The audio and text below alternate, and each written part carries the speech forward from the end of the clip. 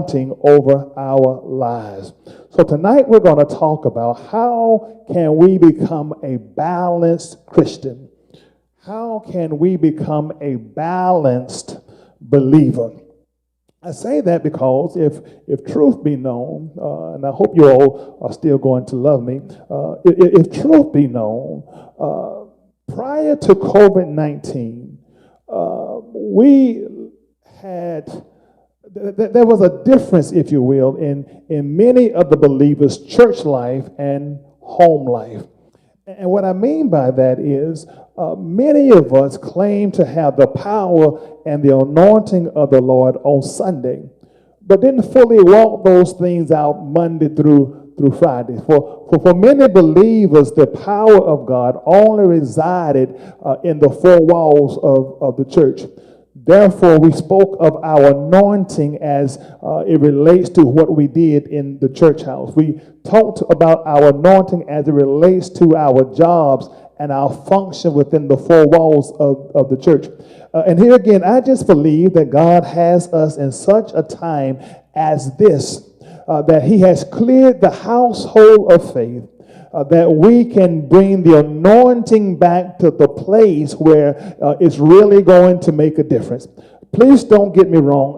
I love good service. I love good shouting. I love good music. Lord knows I love good preaching. I love to be in an anointed service. I love when the Spirit of the Lord falls. However, if it only falls in the church and does not make a difference in our lives once we leave the church, I hate to say it, then our shouting has been in vain.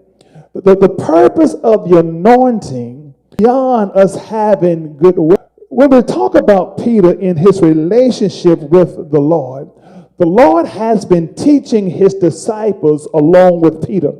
And over in Matthew chapter 16, and we're not going to read it, but over in Matthew chapter 16, Jesus had been preparing his disciples to the cross that lay ahead of him. He has been preparing his disciples and telling them that he must go to Jerusalem. He also tells them what awaits him in Jerusalem.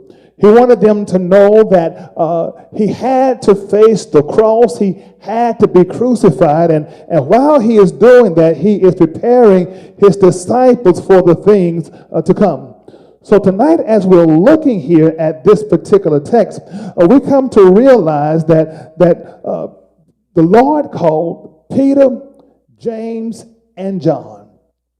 He takes those three away from the other disciples, and according to this text, he takes them on top of the mount, and we call this the Mount of Transfiguration. And he, again, is preparing them for what is to come. Again, he is preparing them for the day that he is going to be crucified on the cross. And he wants to prepare Peter, James, and John because he recognized that when we're going through our seasons of disappointments, our seasons of hurt, our season of darkness, he recognized that if we have not been properly prepared for those things, when those things come, we may find ourselves being tossed to and fro. So he's taking them on a retreat, if you will. He's taking them on a training lesson. And the Bible tells us here in this particular text that the Bible tells us that while they are up on the mountain, something happens. While they're on the mountain, the Bible tells us here that Jesus has been transfigured. That word transfigured, it comes from the Greek word metamorphia. It's the same word that we get our word, the English word metamorphosis. So Jesus is going through this transformation, this transfiguration, and we see the Shekinah glory of the Lord resting upon him. I want to spend just a moment, if you would allow me. I just want to spend a moment on this concept of Jesus going through this metamorphosis. He went up to the mountain dressed in his Galilean clothes, but when the Spirit of the Lord rested upon him and his glory was revealed from the outside, from the inside out. What I mean by that is God allowed the disciples to see Jesus in his glorious state. That word metamorphosis here in this text it comes from the same word that we find over in the book of Romans chapter 12 verse 2, where the Bible tells us not to be conformed to this world, but be ye transformed. How? By the renewing of your mind.